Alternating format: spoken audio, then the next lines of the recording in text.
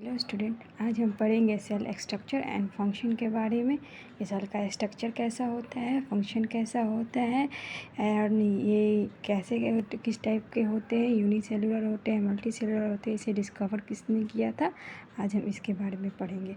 जैसे सेल को structure and function unit of the body कहते हैं।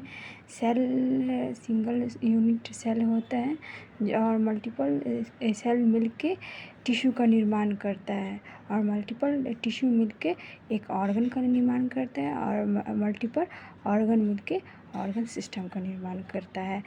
ये सेल टू टाइप के होते हैं। फर्स्ट ऑफ होता है ये है यूनिसेलुलर और दूसरा होता है मल्टी सेलुलर। यूनिसेलुलर का एग्जांपल होता है अमीबा या बैक्टीरिया होते हैं और मल्टी सेलुलर ऑर्गेनिज्म के होते हैं प्लांट एंड ह्यूमन, जैसे हम और प्लांट्स। इसकी डिस्कवरी की थी, सेल की डिस्कवरी की थी रॉबर्ट हुक ने 65 में। First discover of the cell की थी रॉबर्ट हुक ने। इन्होंने डेड सेल का निर्माण किया था।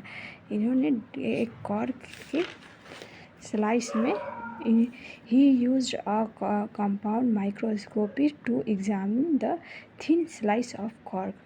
ये कॉर्क में की थी जो एक डेड सेल थी। इन्होंने इसमें सेल का निर्माण किया था। और एक और वैज्ञानिक थे जिन्होंने सेल का निर्माण किया था, उसे कहते हैं एंटोनियो वैन ल्यूवेनहॉक। इसे फादर ऑफ माइक्रोबायोलॉजी भी कहते हैं। ही डिस्कवर अ लिविंग सेल। इन्होंने लिविंग सेल में सेल को डिस्क्राइब किया था। इन्होंने फर्स्ट सेल में लिविंग सेल को खोजा था। जो रॉबर्ट हुक थे उन्होंने कॉर्क के स्लाइस को देखा था जो डेड सेल्स थी, लेकिन एंटोनियो ल्यूवेनहॉक थे जो माइक्रोबायोलॉजी के फादर थे। उन्होंने लिविंग सेल की खोज की थी जो की थी ये आपके फर्स्ट सेल में। He discover first cell theory Matthias Schleiden and Theodor Schwann. He discovered first cell theory for methylsilidin और 1884 और 1881 के बीच में की थी और थियोडोर स्वान ने 1810 और 1882 के बीच की थी। ये एक सेल थ्योरी इन्होंने दी थी जिसने में बताया गया था कि सेल का ओरिजिन कैसे होता है। ये ओल्ड थ्योरी होती थी जो 1830 में डिस्क्राइब की गई थी। उसके बाद आई थी रुडोल्फ विर्चो की एक दूसरी थ्योरी आई थी जो 1821 से 92 तक थी। ये न्यू सेल थ्योरी थी given by German physician and pathologist जो रुडोल्फ विर्चो थे। ये एक चीज़ और है, ये जो मेथिल्सिलाइडिन थे वो बॉटनिस्ट थे और थियोडोर स्वान थे जो जूलॉजिस्ट साइंटिस्ट थे। ये जर्मन फिजिशियन थे जो रुडोल्फ विर्चो थे। इन्होंने ही बताया था कि जो सेल है वो पुरानी सेल से ही बनी है। That cells only arise for pre extending cell, मतलब वो पहले पुरानी सेल से ही अराइज हुई हैं जो नई सेल होती हैं। ये एक नई बात बताई गई थी। फिर रॉबर्ट ब्राउन ने डिस्कवर किया था न्यूक्लियस के बारे में। रॉबर्ट ब्राउन ने डिस्कवर किया था न्यूक्लियस के बारे में जो कि स्टडी की थी उन्होंने प्लांट सेल में। और राइबोसोम का खोज किया था पलार्ड ने और एंडोप्लाज्मिक रेटिकुलम का खोज किया था पोर्टर ने। ये है सेल का स्ट्रक्चर, इसमें बताया गया है।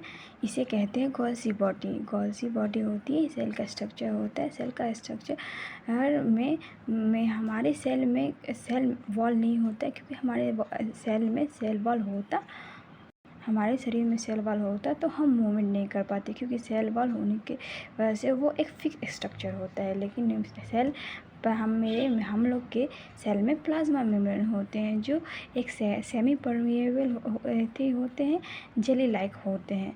इसमें ये वैक्यूल्स हैं, ये स्मॉल ये है स्मूथ एंडोप्लाज्मिक रेटिकुलम, ये स्मूथ एंडोप्लाज्मिक रेटिकुलम, ये रफ एंडोप्लाज्मिक रेटिकुलम।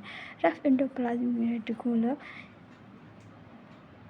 इसलिए है क्योंकि ये रफ, इसे इसलिए कहते हैं क्योंकि क्योंकि इस पे राइबोसोम प्रेजेंट होते हैं। राइबोसोम प्रेजेंट होने की वजह से इसे रफ एंडोप्लाज्मिक रेटिकुलम कहते हैं। राइबोसोम को प्रोटीन फैक्ट्री भी कहते हैं। ये है mitochondria, power house of the cell. हम इस सेल के जो भी ऑर्गेनेल्स है उसको हम डिटेल्स में डिस्क्राइब करेंगे, लेकिन अभी हम बस इतना ही अभी शॉर्टकट में जान रहे हैं। इसको हम नेक्स्ट पार्ट में डिस्क्राइब करेंगे। ऐसे ये इसे सेंट्रियोल कहते हैं। ये आपका हो गया लाइसोसोम। लाइसोसोम को कहते हैं आत्महत्या की थैली, जिसे कहते हैं suicidal bag of the cell. ये होता है आपका न्यूक्लियस। न्यूक्लियस होता है जो डिवीज़न के समय न्यूक्लियस होता है, और ये क्रोमैटिन होता है। क्रोमैटिन ही डिवीज़न के समय सेल जब 2 भागों में डिवीज़न होता है तभी ये रोल प्ले करता है। और मैं आपको अब बुक में दिखाती हूँ कि इसके स्ट्रक्चर कैसा होता है। जैसे है कि ये हमारा शॉर्ट नोट्स है। ये शॉर्ट नोट्स हमारे काम आएंगे, कोई भी स्टूडेंट हो या फिर हो उसके लिए शॉर्ट नोट्स है, क्योंकि ये सब डिटेल्स में ज़्यादा हो जाएंगे, इसलिए ये शॉर्ट नोट्स ही है। और मैं अब बुक में आपको बताती हूँ।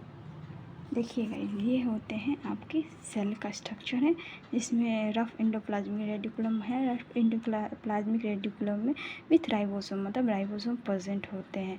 राइबोसोम की वजह से इसे रफ एंडोप्लाज्मिक रेटिकुलम कहते हैं। और ये स्मूथ है, जिसमें राइबोसोम प्रेजेंट नहीं होते हैं। माइटोकॉन्ड्रिया होता है। माइटोकॉन्ड्रिया को power house of the cell कहते हैं। और ये सेल का स्ट्रक्चर है। ये प्लाज्मा मेम्ब्रेन का स्ट्रक्चर है। इसको भी हम अच्छे से बताएंगे, डिटेल से सब कुछ बारी बारी से डिटेल से पूरा क्लियर करेंगे, ठीक है ना स्टूडेंट।